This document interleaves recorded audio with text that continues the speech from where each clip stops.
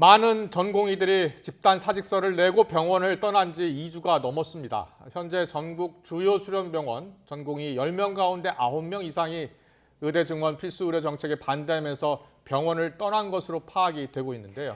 지난달 29일 복귀 시한까지 병원에 돌아오지 않은 전공의들에 대해 정부가 오늘부터 본격적인 면허 정지 절차에 착수합니다. 취재 기자 연결합니다. 신지원 기자. 네, 신촌 세브란스 병원입니다. 네, 전공의 90% 이상이 병원을 떠난 상황이라는 건데요. 의료 공백이 갈수록 심각해지고 있네요. 네, 이곳 세브란스 병원은 이른바 빅5로 통하는 대형 병원 중에서도 전공의들의 이탈이 가장 많습니다. 그러다 보니 평상시보다 외래 진료는 20% 가까이 줄었고 병원 내 병상도 절반 정도만 간신히 유지하고 있습니다. 정부는 어제 저녁 8시까지 전체 전공의의 90.1% 수준인 8,983명이 근무제를 이탈했다고 밝혔습니다. 이는 지난달 개학 만료 이후 출근하지 않는 신규 인턴 의사를 제외한 규모라서 실제 의료 공백은 더욱 커진 것으로 보입니다. 전문의 자격을 따고 추가 수련을 받는 전임의 이탈도 심각한 수준입니다. 세브란스 병원뿐 아니라 서울 성모, 삼성 서울병원 등 다른 대형 병원에서도 전임의의 절반 정도는 지난달 계약 만료 이후 이번 달부터 병원을 떠났습니다.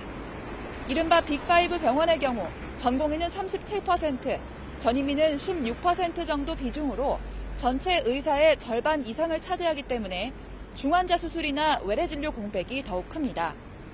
의료 공백이 더 커지면서 정부는 어제부터 긴급 대응 응급의료 상황실을 가동했습니다.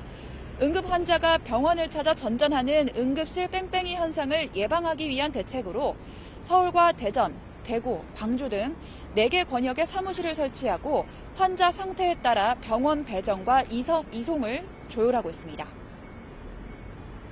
정부가 의료 현장에 돌아오지 않은 전공의들에 대해서는 불가역적인 면허 정지를 선언했는데 오늘부터 면허 정지 통보가 시작된다고요?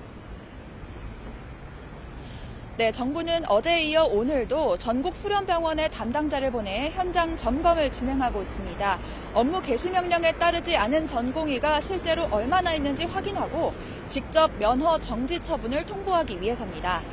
정부는 당장 오늘부터 근무지 이탈 증거가 확보된 전공의 7천여 명에 대해 사전 통보서를 발송합니다. 사전 통보 뒤에는 해당 전공의의 의견을 청취한 뒤 3개월 이상의 면허 정지와 형사 고발 절차를 진행합니다. 특히 지난 2020년 의료 파업 때와 달리 이번에는 어떤 구제 절차도 없다고 강조했습니다.